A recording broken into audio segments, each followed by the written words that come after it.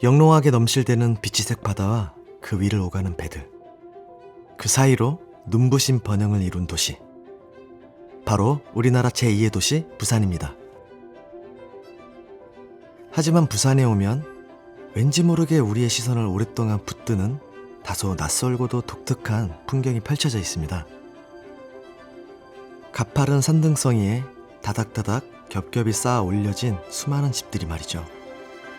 마치 산비탈에 매달리듯 버티고선 그 집들, 아니 그 삶들은 어쩌면 오늘의 부산을 만든 가장 절박한 시간의 흔적입니다. 무슨 이야기냐고요? 오늘 저는 약 70년 전 그리 오래되지 않은 어떤 이들의 이야기를 여러분들께 들려드리고자 합니다.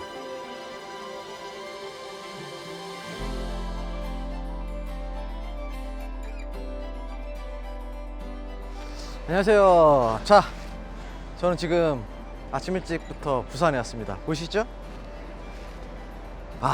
올해 정말 부산에서 큰 행사가 있습니다. 유네스코, 바로 세계유산위원회가 바로 이곳 부산에서 올해 열린다고 합니다. 해운대뿐만이 아니라 사실 부산하면 떠오르는 것들이 굉장히 많은데 우리나라의 정말 오래된 또 슬픈 역사, 그리고 수많은 역사를 담고 있다고 해서 제가 이렇게 찾아와 봤습니다. 아름다운 도시 부산을 거닐면서 과연 어떠한 역사가 숨겨져 있는지 같이 알아가 보도록 하겠습니다. 자, 렛츠고!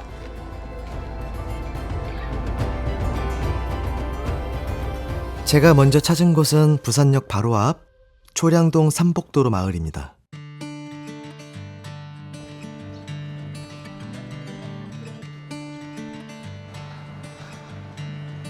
오르막길 장난 아닌데?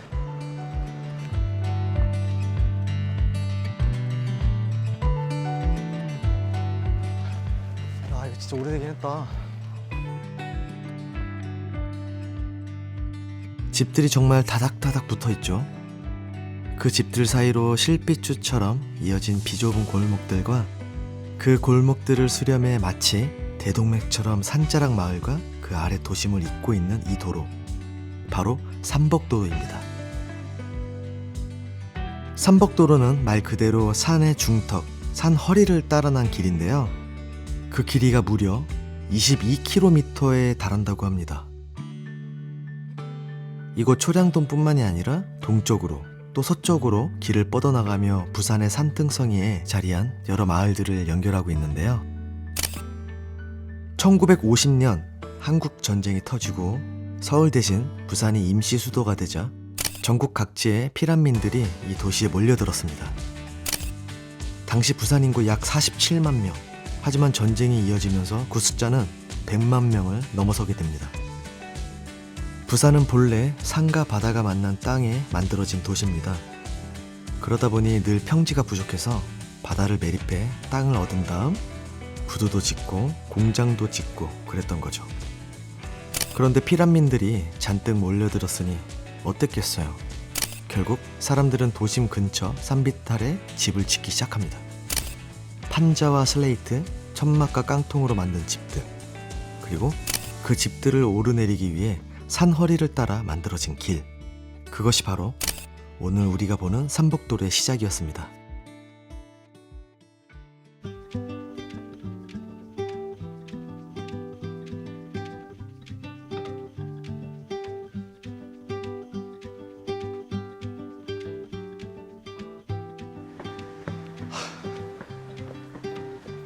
우선 여기까지는 통과.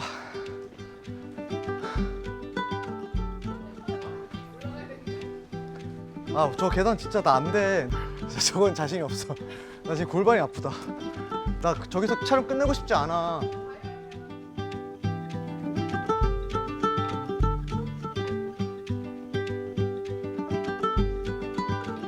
와, 근데 진짜 아찔하다 이거. 야, 불 떨어지면 죽어.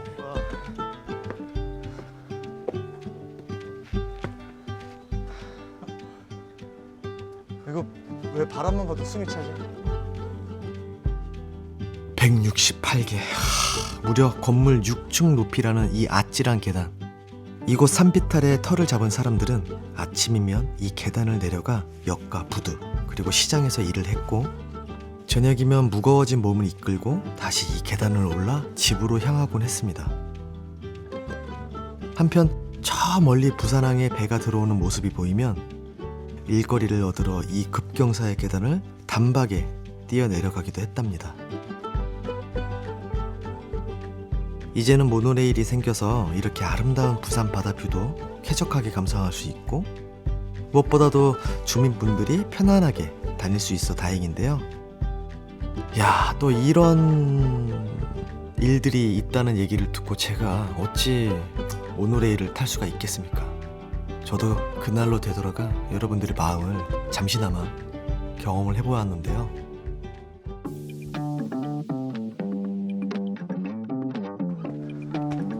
천천히 가자. 벌써 힘들다. 그만할까?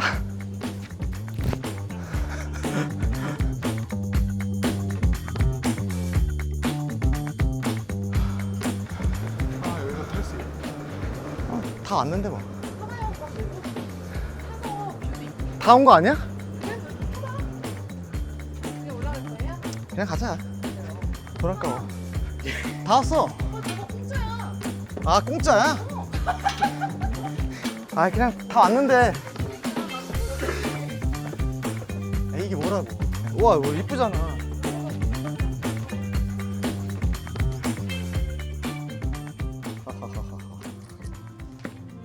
다 왔다.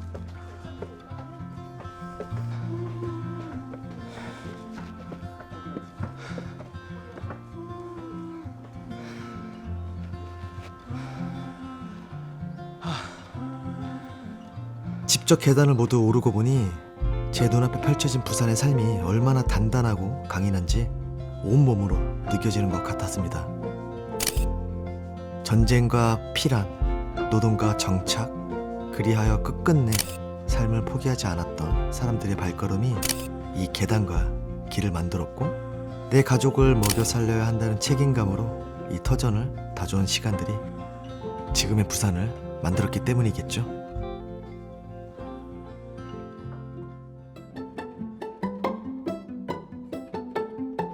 이곳은 부산이 단순 피란지가 아니라 한때 어엿한 대한민국의 수도였다는 사실을 증언하는 공간입니다.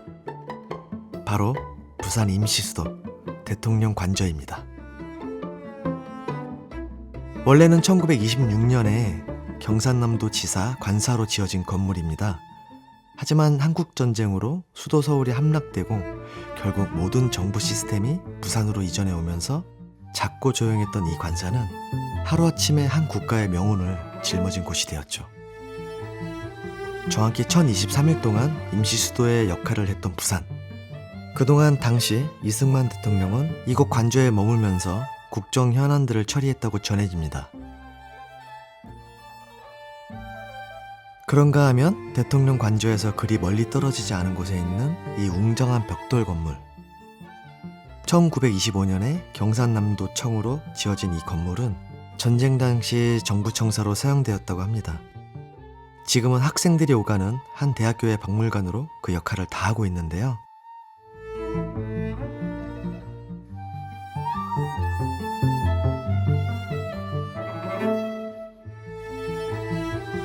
조선왕조 마지막 황후인 순종효 황후가 사용한 것으로 알려진 주칠 나전 침대와 같이 귀중한 황실 유물을 비롯해서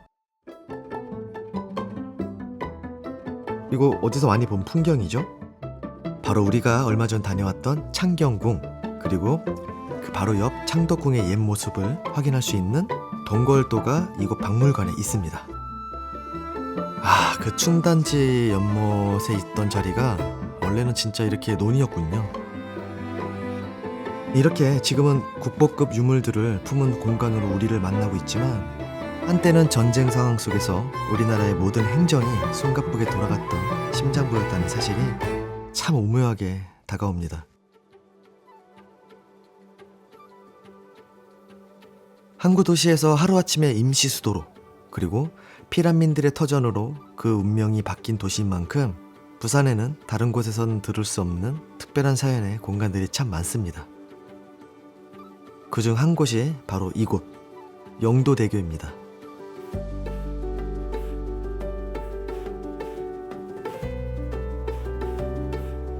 1934년 우리나라 최초의 연륙교, 그러니까 육지와 섬을 연결하는 다리로 탄생한 영도대교. 지금까지도 부산 도심과 섬 영도 사이를 오가는 차량, 그리고 사람들의 다리 역할을 해주고 있는데요. 특히 매주 토요일 오후 2시면 영도대교가 열리는 아주 특별한 풍경을 볼 수 있다고 합니다. 이렇게 다리 상판 한쪽을 들어올려 배가 지나다닐 수 있도록 길을 열어주는 것을 도계라고 하는데요. 시민과 관광객들을 위한 볼거리로 사랑을 받고 있지만 원래는 하루에 6번씩 도계가 이루어졌다고 합니다. 그만큼 물자 교역이 활발했던 항구였던 거죠. 아무튼 이 자체로도 부산의 명물이지만 이 다리는 그 이상의 아주 특별한 사연을 품고 있습니다. 그 이야기는 역시 한국 전쟁으로 거슬러 올라갑니다. 우리 살아서 부산 영도다리에서 만나자.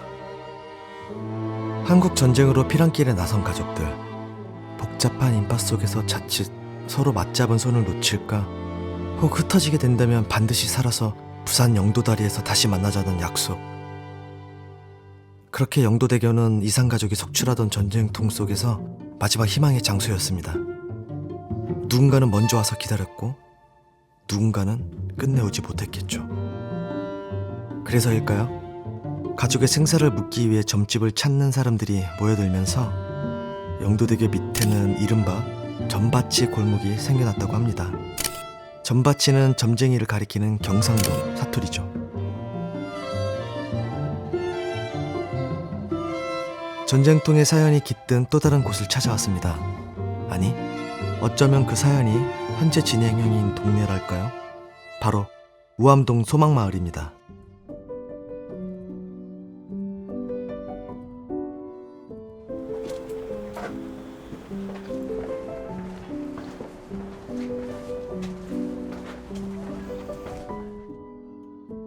야, 여전히 이런 마을이 남아있었나요?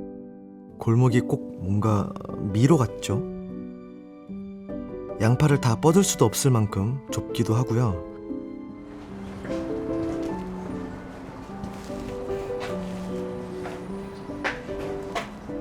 막다른 길.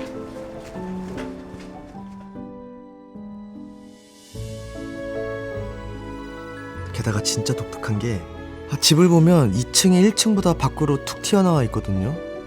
뭔가 집집마다 달그락 설거지하는 소리도 들리고 TV 소리도 들리는 것 같고, 겉보기에는 아주 오랜 시간을 보낸 집들이지만 그 안에는 여전히 주민들이 살고 계십니다.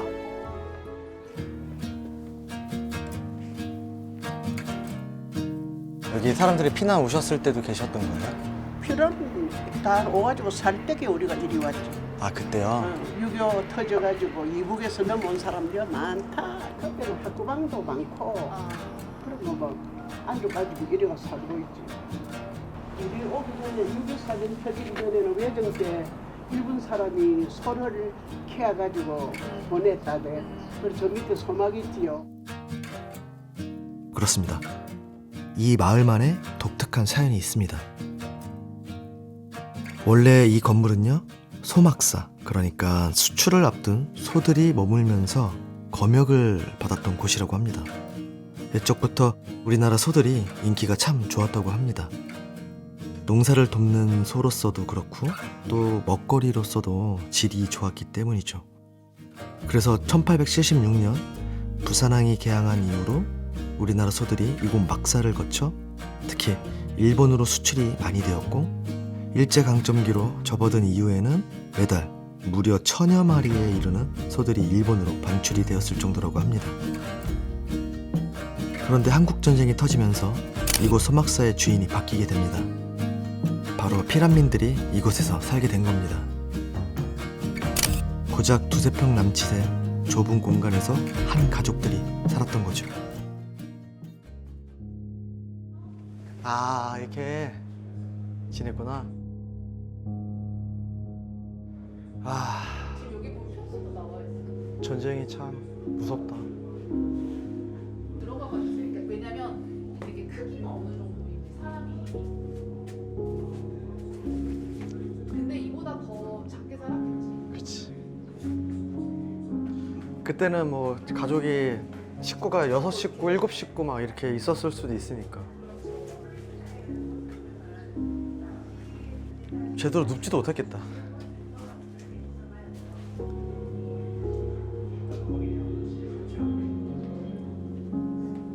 여기 있네. 내부. 봐봐, 저렇게 자잖아 다.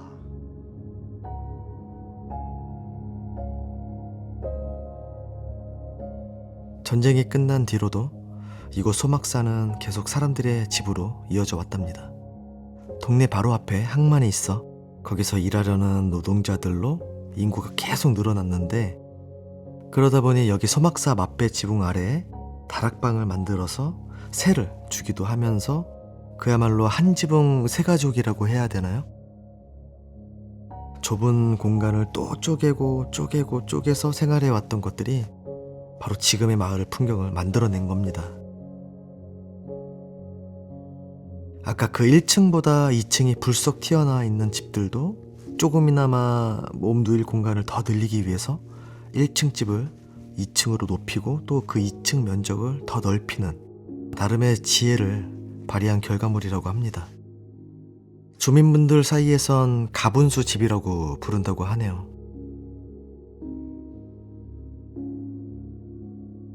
부산 구석구석을 계속 걷다 보니 왜 유네스코가 세계유산위원회 도시로 부산을 선택을 했는지 알 것 같습니다.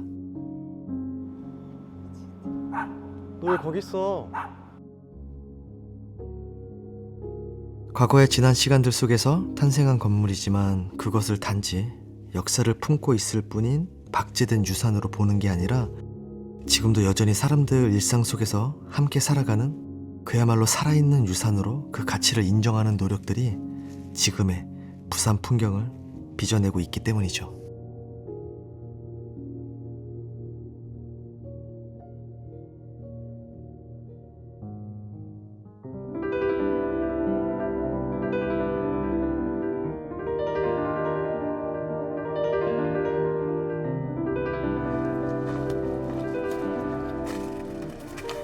(1925년) 100년이 넘었네.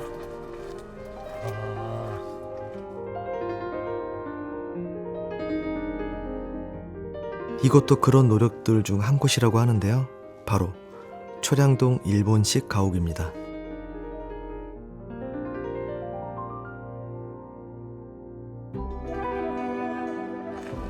그러네요. 문도 그렇고. 이 문 봐봐. 색깔도 100년이 넘은 가옥.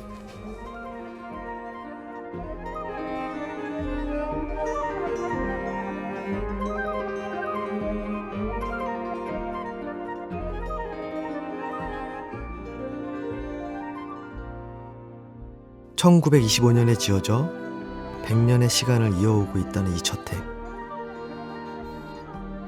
일식 기와와 정갈하게 가꾸어진 정원. 걸을 때마다 기분 좋은 나무 소리를 내는 복도와 2층의 넓은 다다미 방까지 준공 당시의 근대 건축 양식을 놀라울 정도로 정교하게 간직하고 있죠. 본래 일제강점기 시절 일본인 토목 건축업자가 지어 살았던 일본식 목조주택이라고 합니다. 그러다 광복 이후 한국인 기업가가 이어받아 80년 세월을 갖고 오면서 전형적인 적상가옥에 우리의 정치가 더해진 독특한 공간으로 거듭나게 된 것이죠. 지금은 복합문화 공간으로 예술이 머무는 집으로 시민들의 삶 속에 함께하고 있습니다. 어쩜 이렇게 보존이 잘 된 거죠? 정말 깜짝 놀랐습니다. 어느 순간 담장 너머 고층 아파트 단지는 온데간데 없이 사라지고 저는 지금 100년 전 어느 날의 부산에 와 있습니다.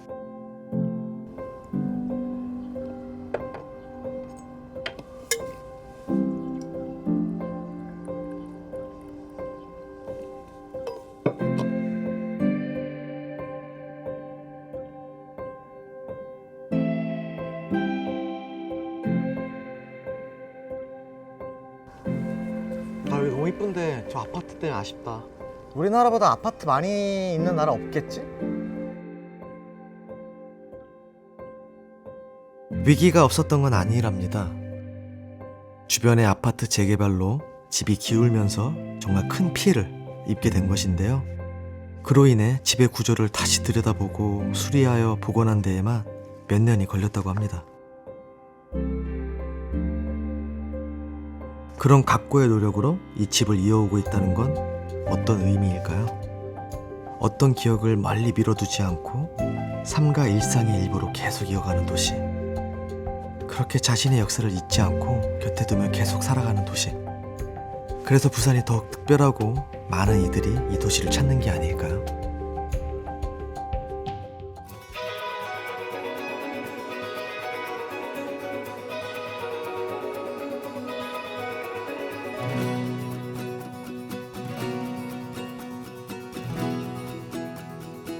부산의 또 다른 아름다운 풍경, 광안대교 일대의 야경을 바라보며 부산에서의 여정을 마무리할까 합니다. 7월 19일부터 29일까지 이곳 부산 백스코에서 제48차 유네스코 세계유산위원회가 열립니다. 전 세계 각국의 유산들 중 어떤 유산을 세계유산으로 등재하고 보존할지 결정하는 정말 중요한 자리인 만큼 여러분들께서도 많은 관심을 가져주시고요. 제가 오늘 거닌 곳 그리고 이렇게 바닷바람에 요트를 타면서 바다 위에서 부산을 느끼시는 것도 좋을 것 같고요. 오늘 제가 느낀 부산은 정말 매력적인 곳이었다.